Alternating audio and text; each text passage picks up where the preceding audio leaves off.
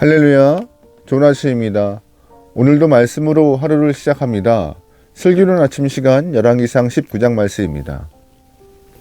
작년 프로야구 우승팀에서 한 선수가 보이지 않는 곳에서 선수단들을 지원한 관계자 55명에게 5천만 원 상당의 상품권을 선물로 전달했다는 이야기를 좀 보았습니다.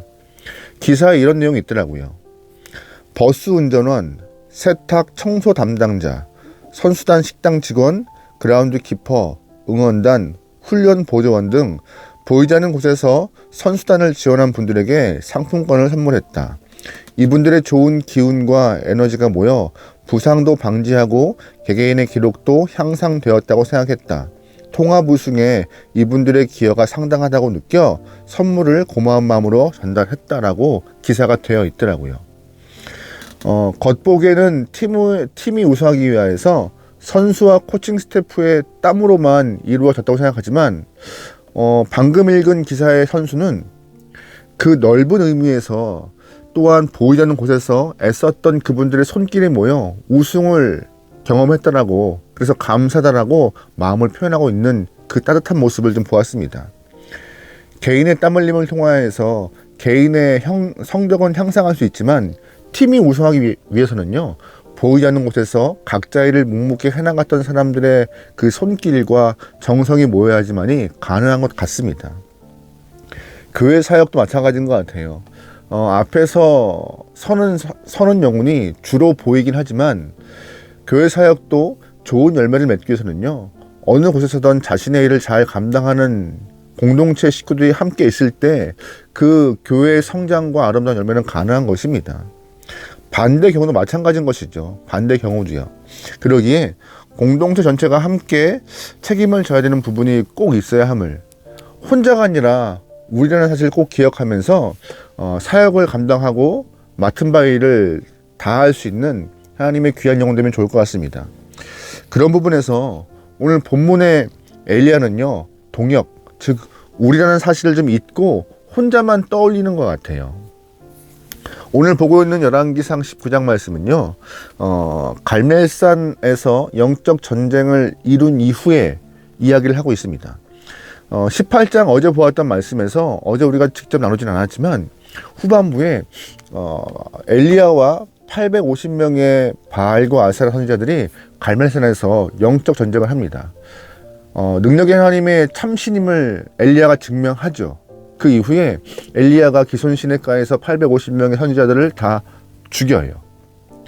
엘리야는 그 이후에 모든 것이 끝났다라고 생각하고 있는 것이죠. 이제 영적의 암흑 시대는 끝났고 이 북이스라엘 땅에 하나님 나라가 도래하고 하나님 영광에 다시 한번 충만한 때가 올 것이다라고 기대가 강했습니다. 근데 하단마귀가 그렇게 호락호락하지 않잖아요. 아무 일 없다는 듯 아합과 이세벨도 오히려 엘리야를 죽이기 위해서 사신을 보내는 모습이 등장합니다. 2절 말씀이에요. 이세벨이 사신을 엘리야에게 보내어 이르되 내가 내일 이맘때에는 반드시 내 생명을 저 사람들 중 한 사람의 생명과 같게 하리라. 그렇게 하지 아니하면 신들이 내게 벌 위에 벌을 내림이 마땅하니라 한지라. 아멘. 분명한 것은 얼마 전에 갈멜산에서 정말 참신이 누구인지를 보였던 엘리야였습니다. 놀라운 기적의 기적 현장을 보았던 아합과 이세벨이지만 눈도 깜짝하지 않아요. 오히려 엘리야를 죽이겠다고 더 살기가 등등한 모습으로 엘리야를 찾고 있는 모습이 보입니다.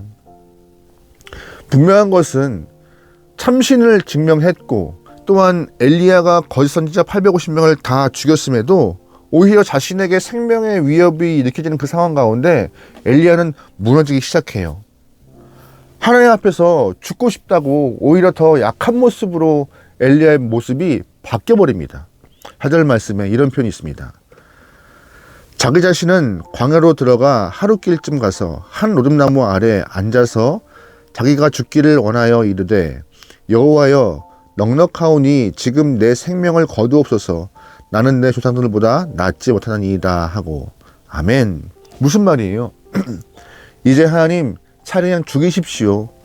더 이상 이제 못하겠습니다 라고 그냥 자포자기하고 있는 것입니다. 엘리야가 이렇게 말하고 있는 이유는요,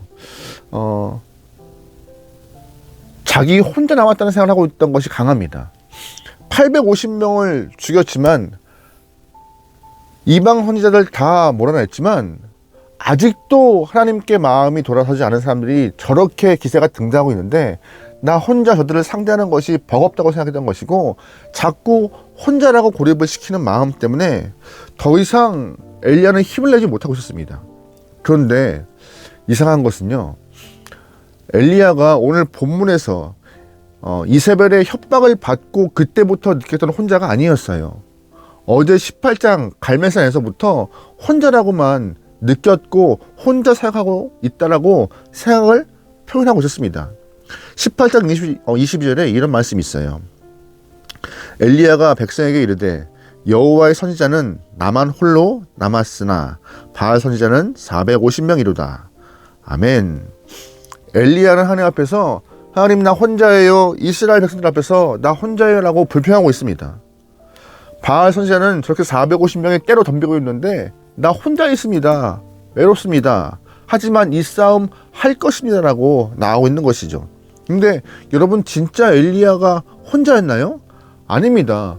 어제 말씀을 통하여서 언급했던 것과 같이 하나님은 오바댜를 통하여서 하나님을 경외하는 사람이 있다는 것을 직접 확인했고, 오바댜 입을 통하여서 오바댜가 하나님의 사람 100명을 먹이고 있음을 듣게 돼요. 엘리야가 모르는 사실이 아니에요. 다 알고 있는 내용이지만 갈멜산에서 자기 혼자 있다라고 생각하고 있던 것이었습니다. 왜 그랬을까요? 안타까운 현실이죠. 오히려 갈멜산에서 영적 전쟁을 승리로 다 끝난 이후 엘리야가 오바댜나 숨어있던 100명의 선지자를 향하여서 우리 함께 다시금 이 땅 가운데 하나님 나라를 위하여서 애써봅시다. 연합하여서 많은 영혼들에게 살아계신 하나님의 마음을 좀 전하고 주님의 은혜를 선포해 봅시다라고 의기투합하고 기도하며 더 예배했으면 상황이 어떻게 바뀔지 모릅니다. 그런데 오히려 엘리야는 혼자라고만 생각하기 때문에 더 깊은 굴 속으로 들어가 죽을 생각을 하고 있던 것이죠. 본문에서는요, 하나님이 엘리야에게 내가 어찌하여 여기 있느냐라고 질문하면은 이런 답을 해요. 10절 말씀에 그가 대답하되 내가 만군의 하나님 여호와께 열심히 유별하오니 이는 이스라엘 자손이 주의 언약을 버리고 주의 제단을 헐며 칼로 주의 선지자를 죽였음이 오며 오직 나만 남았거늘 그들이 내 생명을 찾아 빼앗으려 하나이다. 아멘. 10절 말씀에 오직 나만 남았거늘, 오직 나밖에 없습니다라고 하나님께 자신의 삶을 고백합니다. 나 혼자예요, 어떻게 하면 좋아요 하나님이라고. 그런데 하나님이 얼마 후에 또 물어봐요. 내가 어찌하여 여기 있느냐라고 또 물어보면 10절과 똑같은 말씀을 14절 말씀에 다시 반복해요. 그가 대답하여 이르되 내가 만군의 하나님 여호와께서 열심히 유별하오니라고 똑같이 10절과 같이 반복해요. 나 혼자 있다라고. 계속 하나님께 나 혼자예요 하나님, 나 혼자예요 하나님, 나 혼자밖에 없어요. 분명 18장 초반에 보았던 오바댜 잃어버리고 오바댜가 먹었던 100명의 선지자 다 잊어버리고 나 혼자만 남아서 이렇게 하나님의 일을 감당하고 있어요 라고 착각을 하고 있는 것이죠. 다 오바댜나 100명의 선지자가 지금은 숨어있어도 다들 하나님 보시기에 주인공 되어서 열심히 주의 일을 감당했던 영혼들인데 엘리야는 자기만 바라보고 있던 그런 상황인 것이죠. 나만 바라보면서 전진하고 있던 영혼. 하나님은 그 엘리야에게 이런 말씀하세요. 18절입니다. 그러나 내가 이스라엘 가운데 7,000명을 남기리니 다 바알에게 무릎을 꿇지 아니하고 다 바알에게 입맞추지 아니한 자니라. 아멘. 무슨 말이에요? 나는 너에게, 엘리야 너에게 분명히 보여줬어. 샘플로 오바댜와 100명의 선지자가 숨어있는 걸 보여줬고 그와 더불어 6,900명이 더하여서 7,000명이라는 사람이 바알에게 무릎 꿇지 않고 온전한 믿음과 신앙으로 섬기고 있어라고 엘리야에게 가르쳐 주세요. 너 혼자 아니야. 착각하지 마. 하나님의 일은 모두가 같이 하는 거였어. 눈에 보이는 너 혼자가 아니야라고. 안타깝죠. 안타깝죠. 이렇게 동역과 연합의 기쁨을 잃어버린 엘리야는요, 결국 죽고자 하는 마음 때문에 오lim나무 앞에 기어 들어가는 모습이 보이잖아요. 안타깝죠. 여러분, 그러기에 동역과 연합은요, 기분 좋은 일이에요. 더 큰 모습, 더 큰 열매를 갖고 주 앞에 왕노릴 수 있는 좋은 기회인 것이죠. 교회를 할 때도 마찬가지입니다. 교회를 할 때 가장 마음 상한 일이 나 혼자 이 일을 하고 있다라고 느낄 때, 외로움을 느낄 때 참 교회 사역이 힘들어져요. 그런 교회 사역만 그런가요? 집안에서도 나 혼자 이 일을 하고 있다고 느낄 때, 식사 후 다 TV를 보고 놀고 좀 쉬고 있을 때 혼자 설거지하고 있으면요, 그렇게 처량해 보이잖아요. 직장에서도 다들 쉬고 있을 때 나 혼자 그 일을 낑낑매고 있으면 너무 힘들어져요. 하지만 다 각자의 일을 마치고 잠시 쉬고 있던 것이고, 나는 그 일을 좀 더 하고 있던 것이고, 나만 일을 하고 있던 것은 아닙니다. 오해하지 않게 소망해요. 그 순간과 찰나가 그렇게 느꼈던 것 뿐이죠. 그런데 혼자라고 느껴지는 순간 삶이 초라해지고 내 자신이 굉장히 약해 보여요. 여러분, 그래서 여러분 삶의 혼자가 아님을 꼭 기억하세요. 먼저는 하나님이 우리와 함께 하십니다. 둘째는 나와 함께하는 사람이 늘 존재합니다. 혼자가 아닙니다.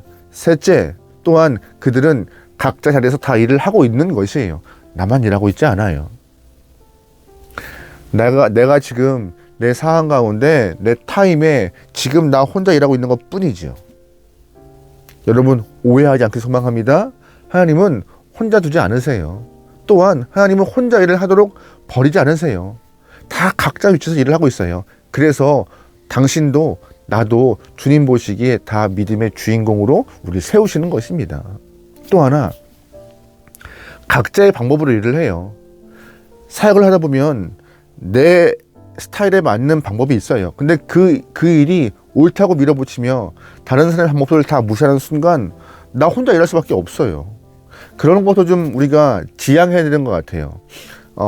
나한테 주신 달란트에 맞는 방법이 있고, 또한 상대방에 맞는 달란트의 방법이 있고, 그 달란트들이 합쳐서 하나님의 일을 잘 만들어가는 과정이는지라, 여러분, 그러기에 내 것만 고집하지 않고 연합하여서 좋은 결과로 하나님께 기쁨을 좀 드릴 수 있는 좋은 영혼 되면 좋을 것 같습니다.